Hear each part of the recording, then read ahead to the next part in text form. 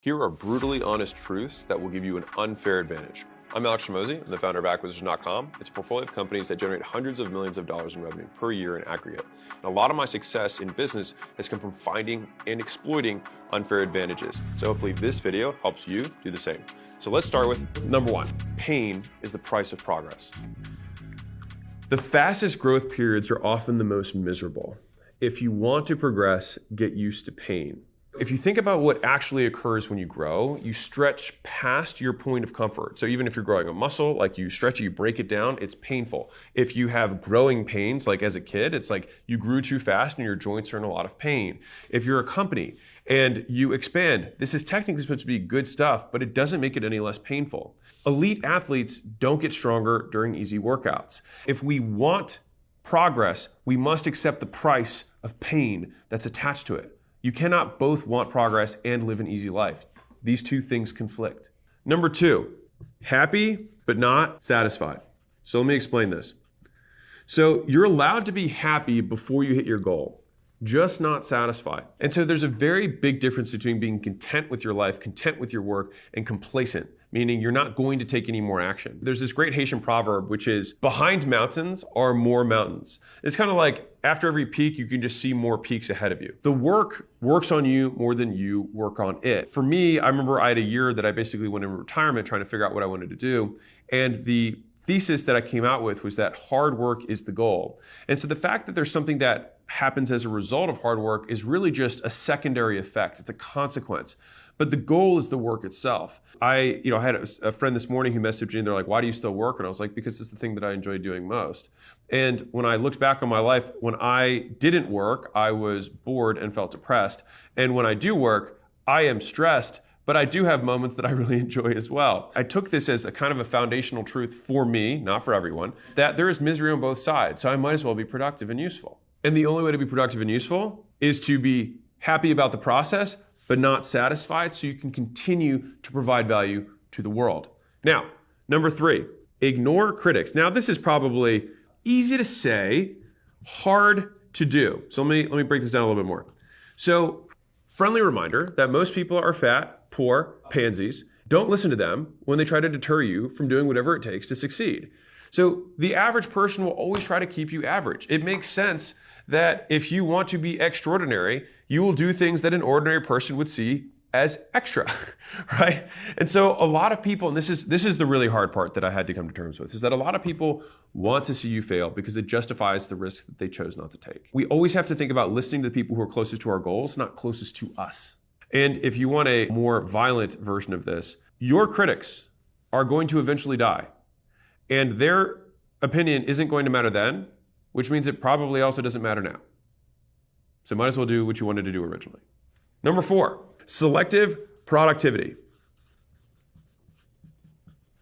Productivity comes from all the things that you choose not to do. I'm going to define two more terms for you because I think it's important. I see commitment as the elimination of alternatives. So if I get married, then I eliminate all alternatives to the person that I'm married to, right? That is commitment, right? Which is very similar to focus. Focus, if you think about the hypothetical extreme of focus, is that somebody does literally nothing but one thing. So they don't eat, they don't sleep, they would eventually die, but they would be 100% focused during the time that they were alive, right? Obviously, we have to put a couple of things in. You have to eat food, you have to sleep, right? But the most focused person does the fewest things outside of the thing they're focused on. Focus is about the number of things that you say no to.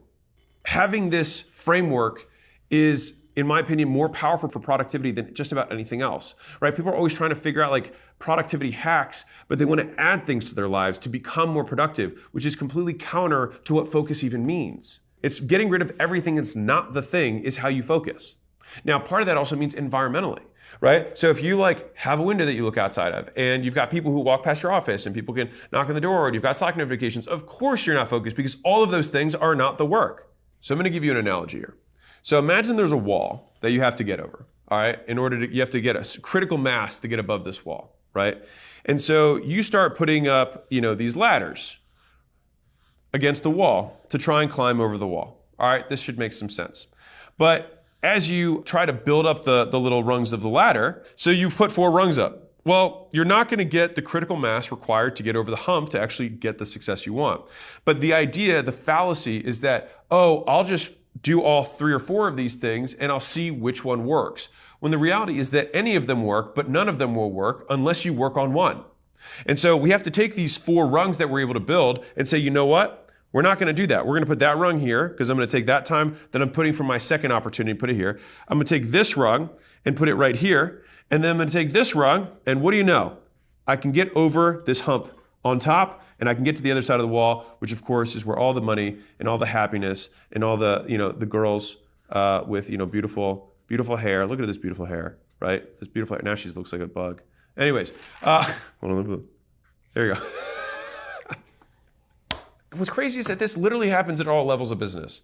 Like people who are starting out, try and start 5 things. People who are like their 2nd or 5th year. I talked to a guy last night who has a really good business, really good margin, 50% margins, has great revenue retention. He was in cyber security. People stay with him. People pay. He has no problem getting customers. He has no problem delivering on them. And I was like, what's the problem? He's like, me. He said, I get bored. He's like, I just want to start more things. And I'm like, yeah, you got to stop that. It's like the thing is think about how much more successful you'd be. So zoom all the way out. Think of somebody who gets better every single year and works on the same project for 20 years. You'd be like, my God, that guy's probably really fucking good. And what's interesting about this is that it doesn't matter what project the person works on. You do 20 years of reps and you do nothing else, you're going to be good. And so if you know that that's a fact, that's a certainty, that you're going to be good with 20 years of practice, then the objective is to just get 20 years of practice in one thing and stick with it. So like your plans aren't working because the plans are wrong. The plans aren't working because you're not working on the plan. The hard part about the plan is not creating the plan or even following the plan. It's sticking with the plan. That's the hard part. All right, number 5, fear versus regret. So change is scary, but so is regret. And so the life you live depends on the one you fear most. The more successful version of yourself also has fear. It's just that your fear of regret is greater than your fear of rejection. Think about that for a second. I'm going to say it one more time. Your fear of regret must supersede, must be bigger, must be greater than your fear of rejection. And so I remember when I quit my management consulting job, which took me 6 months. So I'm not saying this from a pedestal. It took me 6 months I decided I wanted to quit. It took me 6 months before I actually quit. By the way, you can measure how powerful someone is by the distance between when they make a decision and what happens in reality. So if you want to feel impotent, then take as long as you possibly can between when you make a decision and when you act on that decision. Now for me, it was 6 months. And all I did was I called my friends up every night. I was like, I'm going to quit my job. I'm going to start a business. And we talk every night, literally every night. And I would be pacing in my condo like, I'm going to do it. I'm going to do it. And I wouldn't do it. I was too afraid. I was too much of a scaredy cat. But the thing that got me over the hump was this. Number 1, I knew that when I looked back on my life, if I never took the jump, I would have been ashamed of myself. And I would have felt like I was a pansy. And I was like, I can't die a pansy. I have to be able to make a jump. Number 2, I played out plan B, which is, okay, let's say I actually completely fail. What happens? I was like, well, I'm not really going to be homeless. I know enough people that I can get food, right? And I was like, okay. So I would probably just couch surf. I'd have a little bit of shame. But at the end of the day, what would I really do? Well, I could always apply to get the job that I had back. Or I could just go to another place with an experience or a story that would set me up for something cooler later. And so all of a sudden I was like, wait, so my plan B is that I just have a cool experience that I could talk about at a job interview or to go to business school? Okay, that doesn't actually sound that bad. And so there's this huge amorphous fear, but I've just noticed in my life that fear only exists in the vague. It doesn't exist in the specific. If you're afraid of something, try and break it into pieces and spell it out. Play out the next 2 or 3 steps. Because all of a sudden, if you're in the developed Western world, the downside risk is not really real. Like the only real downside risk is the opinions of other people who will say that you failed, who you don't care about anyways. But like, you think you're going to die, but you're not. You're just going to learn some stuff and you'll be like, oh, maybe next time I'm not going to make that mistake. And that's it. And I say this, and it's easy for me to say, but it took me 6 months to figure this out. But I do remember my final straw was the realization that I had at the time, no girlfriend, no kids, and I had no real, financial responsibilities besides like eating and having a place to live. I said, if I can't make the decision now because it feels too risky, I will never be able to make the decision. Because if other people rely on me, now some of you are in a position where people do rely on you, and you're like, well, Alex, I've got people who rely on me. Yeah, I would say that it makes it harder. And what now? Harder and so what? But for me, that was the thing that got me over the hump. was like, if I don't do it now, I'm never going to do it. I'm never going to have fewer responsibilities. And to play this out a little bit more, if you have people who depend on you, their dependencies on you might increase. And so if you can't do it now, you still might as well do it, right? Because it's only going to go one way. Number 6, persistence creates timing. So you can time everything perfectly if your intention is to never stop. I want to say this one more time. You can time everything perfectly if your intention is to never stop. So think about this visually. So let's imagine that this line right here is your lifeline. It's life as time passes, right? Now, let's say that you have some special thing that's going to happen here, and some special opportunity that happens here, and some special opportunity that happens here. What most people try and do is they don't want to work at all, and then they're like, oh, I'm just going to work here, and then I'm going to work here, and then I'm going to work here. But the likelihood that you're there in these 3 moments is very low if you're trying to time it. But if you work the whole time, then the timing will always be perfect because you will be ready. And so perfect timing is a complete myth, but perfect preparation isn't. And that on a long enough time horizon, your opportunity will come. People think that they need perfect conditions to start when in reality, starting is the perfect condition. It creates the perfect condition for opportunity to be capitalized on. And I can tell you this from firsthand experience with me. Like, the more you do, the more you see you can do. And so opportunities multiply with skill. And so the better you get at doing stuff, the more things you know you would be able to do and win at. And so the goal is to gain as many skills as possible so that you have access to the maximum number of potential opportunities. A lot of people are thinking that, oh, I'm going to wait for the right moment. But when you have unlimited skills, like Elon can go do whatever he wants. He could build a city in the middle of the ocean. And so he could do that. He has the skills because the world of opportunity is open to him. He also spent all of his younger years just developing all these different skills and becoming a polymath across all these different things. Independence, political stuff, put it away. The point is the guy's good, all right? And so the goal is to get good, and then you will never have a shortage of opportunities. Number 7, envy versus effort. All right, let me break this down. If people worked for their goals as hard as they envy others for achieving them, they would already have achieved them themselves. So think about the amount of mental effort that goes into the hate that people spew out, the envy for wanting other people's stuff. I'll give you a couple hard truths about this. Number 1, no one is doing as well as you think they are. So by comparison, you're actually better off than you think. Number 2, you don't win by beating people. You win by growing into your potential and then allowing them to shrink into irrelevance by consequence. 3, and guess what? Your biggest threat is not your competition. It's a mediocre version of you that never realized what you could become. And as pithy as that may sound, it's also true, right? A lot of people think it's like, oh, that guy's doing really well. It's like his doing well changes nothing about your reality. Something really ironic that I noticed is that the people who get copied the most by their competition are the people who ignore the competition who are copying them. Fundamentally, you start by focusing on the customer, and if you always put the customer first, everyone will copy you because you're actually doing the thing that will work, which is focusing on the customer. And there's a lot of weird things in life like that, where like it's the opposite is what you'd think. Like, oh, I'm going to look at what everyone else is doing. It's like, no, just do what matters most, and then people who don't know how to think will just copy you. The real threat is that no one copies you at all because you're doing nothing.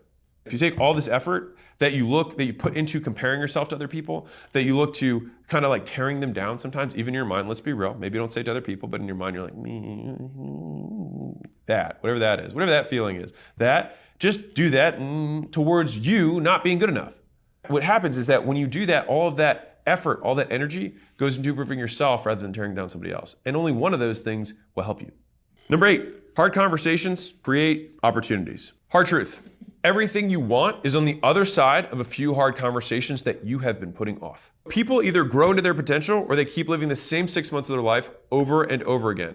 And the difference is how many hard conversations you're willing to have and how fast you have them once you realize you need to. If you shirk away from this, and I get it, I'm somebody who for a very long time had a hard time having hard conversations. Right? I literally traveled across the country before I told my dad that I left. All right, I get it. So if you think having uncomfortable conversations is hard, just wait until you see the result of not having them. It will be harder. Basically, the struggle is that you have short-term pain versus long-term pain. And long-term pain, I call regret. Comfort is short gain. Regret is long pain. Fear is short pain. Fulfillment is long gain. You want to trade short pains for long gains, not short gains for long pains. It's not the safe bet. It's a guaranteed loss just later. All right, so I'm gonna spell this out. This is short pain. This is long pain. This is short gain. This is long gain. You want to trade short pain for long gain. That's the goal. It's the best trade. Number 9, endure.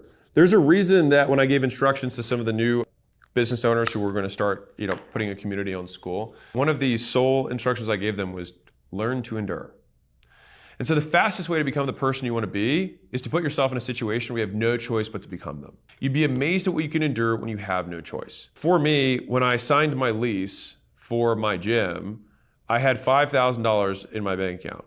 The rent was $5,000. I had never really made money before. And so I was like, oh, wow, how does this work? If I made 100% of the money that I had made in my job, I would have been able to pay rent and have no food or anything else. But one of my favorite flavor texts on Magic cards is necessity is the mother of invention, right? It's the constraints that create the innovation that is required to get you out of the constraint, to get you out of the hard time. And so when I think back on human history, sometimes we think the things that we're going through are hard, but they're certainly much easier than things that other humans have endured. And how did they endure them? Well, when the only choice they had was die or endure, you tend to endure. Number 10, results, excuses. This is not going to be a big surprise here. The thing with excuses that's interesting is that they may be valid. And I think that's the part that people struggle with, is that they're like, yeah, obviously results matter more excuses, but insert special snowflake. The thing is that you might be right. And I just like this quote from Layla. She says, it's not your fault, but it is still your problem. You still have to do something about it, or you can just wait and say, you know what? I'm going to continue to not live the life that I want until I die. And everyone will be like, oh yeah, he had an excuse. That's why. Right? Is that what you really want? Is that people were like, yeah, he had an excuse. That's it. It's a weird thing to want a permission slip for mediocrity, which is fundamentally what excuses are. You just want permission from everyone else to still get respect without the outcome because of your extenuating circumstances. And the thing is there's a ton of allure, but the only person who actually believes that is you. People might nod along. The people who love you might say, yeah, you know what? You are special. You are a special snowflake. Your mama might still love you. But you're not going to earn anyone's respect. And I think you certainly won't earn the respect of the person that matters most, which is you. Because you'll always know that you could have done more, that you could have done better. That's the one that keeps me up. I have a saying that I tell myself a lot when I'm doing something that I don't want to do. And it's, I will do what is required. It's not about doing your best. It's about doing what's required, because what's required might be better than your best is right now. But the good news is that your best can get better. So number 11, and this one's real, all right? The hard way is the easy way. You're like, how does that work? The hard way is the easy way because the easy way never gets you there. So think about it. People always are looking for the shortcut, but you have to accept a very simple truth, which is that the shortcut never actually takes you to the place that you're trying to go. And it's because it's rarely one big thing. And I would postulate, fancy word, right, that there are a lot of shortcuts that exist in life. Wait for it. And everyone already uses those. And so whenever an actual shortcut gets found, all humans immediately do it, and it no longer becomes a shortcut. It's just a thing that everyone does, and it's not really a thing anymore. We learned how to tie knots. That was a big breakthrough. And then everyone ties their shoes, and they're like, oh my God, let me show you the shortcut to this. It's like, oh, you tie, oh my God, everyone does it, and it's not a thing anymore, right? And so all the things that you want to have that most people don't have shortcuts. But the thing is so many people waste so much time. They literally waste longer than it would have taken the hard way, or the only way, to get there in search of the easy way that doesn't exist.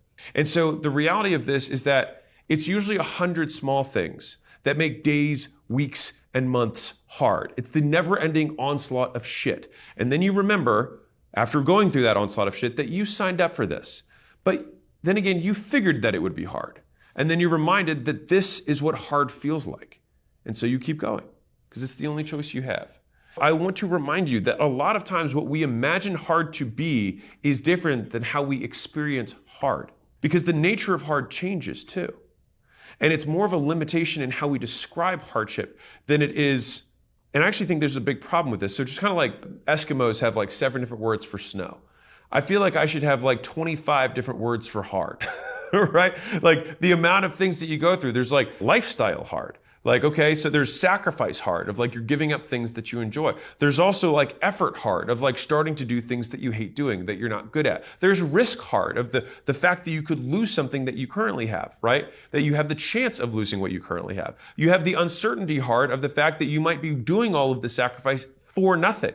There's lots of different flavors of hard, and each one of them presents at different times. And for some reason, when it gets a new kind of hard, it's a new 7th type of snowflake hard, then you're like, oh, this is different. But it's not. It's just that the thing that you grow comfortable with, then you conquer, and then you're exposed to a new level. And so I love this quote from Paul Graham. He said, if you want to make $1 million, you have to endure $1 million worth of pain. Fundamentally, in my opinion, the people who end up building, not inheriting, building tremendous wealth just have massive concentrations of pain. So don't go looking for the easy way, because it will never get you there. Number 12.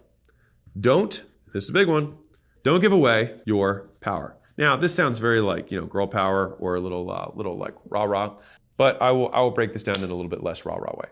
So what offends you controls you. Whatever you point your finger of blame towards is what also you point your power towards. Meaning, we talked about excuses earlier. I can't do it because insert X. Insert X is the thing that has power over your life.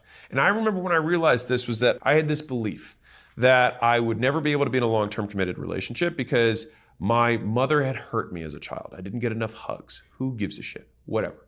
But I realized that by using that excuse and by saying it's her fault, I'm broken. It's her fault, I can't trust people. It's her fault, I can't love anybody. Right? By saying that over and over again, all I did was I said, my mother controls how my love life will go. Ooh, heavy, real. Well, I don't want her to have control over how I choose to love or not love, or how content I get in a relationship or anything like that. So I actively had to say, maybe all these things happened, maybe they didn't. Also, who cares? Me, I care. I'm the one who's affected by this. And what's crazy about this is kind of a weird thing with like parents is that you think by hurting yourself, you get back at them for hurting you. And you do hurt them when you hurt yourself, but you hurt you more. At some point, and this is like super real. Let's say that you were parented tough, whatever that means for you. You had lots of bad things happen. Okay, and it was probably because you were a child trying to deal with the world without the skills of dealing with the world as an adult. But you had these things happen, right? And on some level, you might believe that you becoming successful, you making it work, validates the way that you were parented. And so you have this conflict where you're like, well, I don't want them to think that they did a good job by me being successful. And so then you want to keep not being successful to prove to them and to hurt them for hurting you. And you stay there as long as you want them to control you. And so the day that you choose to control yourself is the day that you choose to divorce your results from the very viable reasons that you have to not win.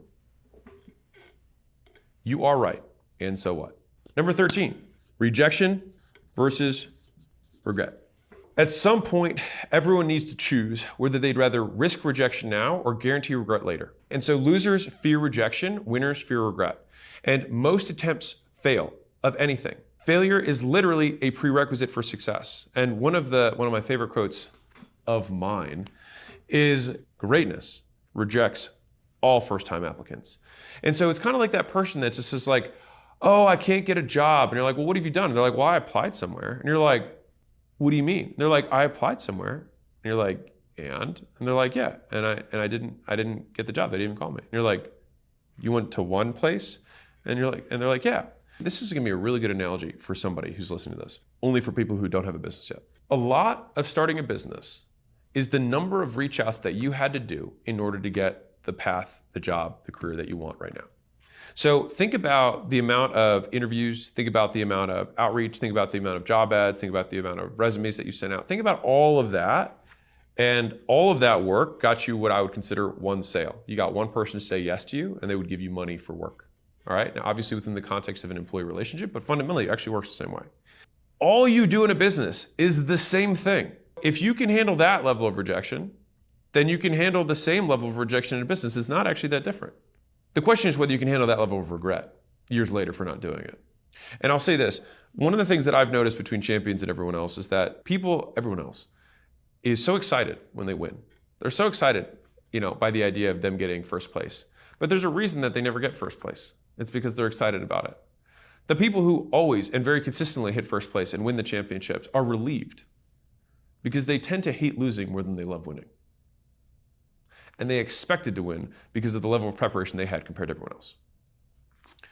Which brings me very magically to number 14, consistency beats talent. So listen to this.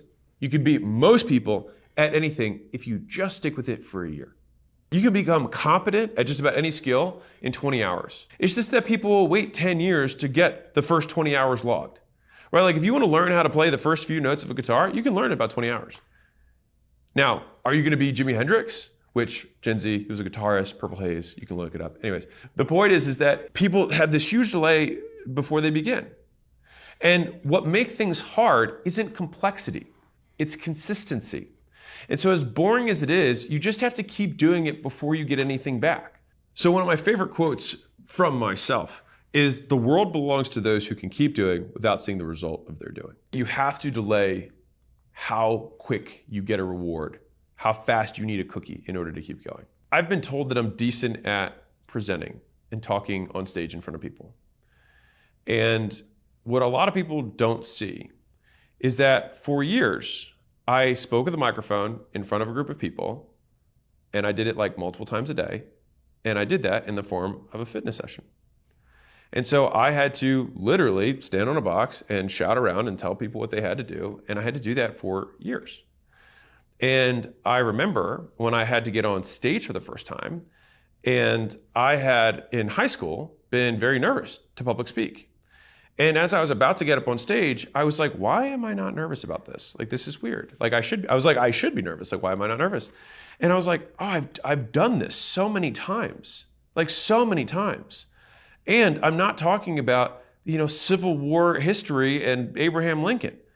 I'm talking about stuff I know. Outwork your self-doubt through repetition, not affirmations.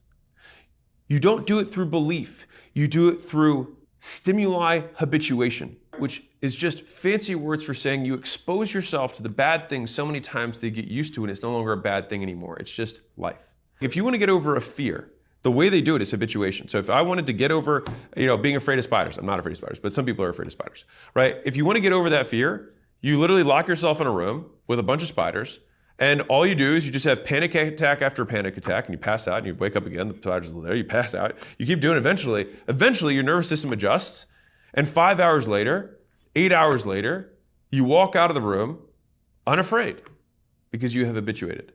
And so the point of practice for all of these things is to habituate as fast as you can.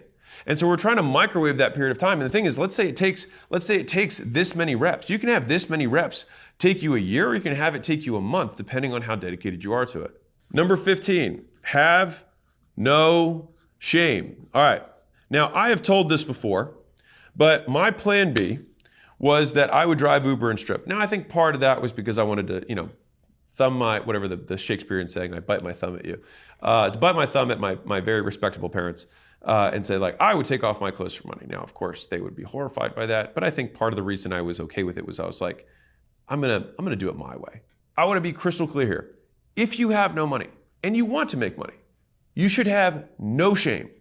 Knock, call, email, text, DM, ask. Life-changing doors do not open themselves. And sometimes I feel like shame was invented by people who have to prevent people who have not from taking action. Because all of this is just an illusion. What are you ashamed of? Trying? Let's play it out. Remember I said fear only happens in the abstract, not in the specific. So if you reach out to a stranger, no matter what happens, you always come out better than before because you either have a sale or you have an experience. Both make you better. And so the crazy thing about trying is that it has an asymmetric risk reward return. So worst case is you get a no and you learn from it. You get better. Life gives you unlimited shots while you're alive. And so if you have nothing, like you're just basically cashing in lottery tickets and saying, oh my God, I lost, but what you're paying with is time. Fine. Pay more time, get more tickets, keep scratching. So do you know the difference between shame and guilt? Guilt is when you break your own rules. Shame is when you break other people's rules. So if you are gay and you're in a religious community, you would probably feel shame. If you also share that religious community's rule set, you would also feel guilt. If, let's say, you were in a very liberal, progressive environment, you might feel neither shame nor guilt. And so the question is, whose rules are you following? If you have this feeling, this fear of being ashamed, then the question is, who's the one who wrote the rules that you're choosing to follow? And I can promise you, it's not the people who are successful, because they're the ones shouting on the rooftops telling you that it's totally different once you get in the pool. It's very different. It's kind of like the lights of the world turn on, and like you're living in this mirage when you're not succeeding, where there's all this uncertainty, there's all this ambiguity, there's this fog of the unknown in front of you. But as soon as you start taking action, things become very crystal clear. I think there's this, I'm sure, some Stoic analogy that said this, but basically, like, if you've ever walked through very dense fog, you can only see a couple steps in front of you. The only thing that you can do in fog is just start walking. And as you walk, more steps become available to you. And so there's this misconception that you're going to be able to see the entire path ahead of you. But it has two fundamental fallacies in front of it. Number one is that you have the right vision to be able to see that far with your current skill set and resources, which you don't. Because imagine today, all of your conditions change. You had more skills, which is hard to imagine because you can't imagine what it's like to have the skill. But maybe let's say you have resources that you didn't have before. Well, that would probably change the way you'd play the game. So trying to play out and try and play 17 steps in advance when the game itself is going to change and you as a player are going to change. The only thing that you can boil all of this down to is to take the steps that you can see in front of you, one at a time. And I would write this down of like, what are the things that are stopping me? And more specifically, whose voice do I hear? Whose voice or judgment am I afraid of? Because usually it's people, it's society is what we say, but it's usually like two people. And I remember when I had this big decision that I had to make, when I was considering selling Gym Launch, I thought that $46 million was not a lot of money for the business. Now, some of you may hear this and be like, oh my God, that's amazing. But believe it or not, before COVID happened, Gym Launch was valued at $150 million. And so for me, going from 150 to 50 or 46, it felt small, right? It felt like a really small number. And I remember there was a particular person, we'll call it a friend of me, if you will, that I thought would think that they were better than me if I sold for this small number. And when I was able to narrow it down to just that one person's voice, I thought to myself, am I going to give that person power over my entire life? Which is literally what it was. I was choosing not to make a decision because of someone else. That person has complete power over me. And I was like, well, that's a terrible reason not to do this. And the crazier part is that even if you're right, and that person does say that you suck, so what?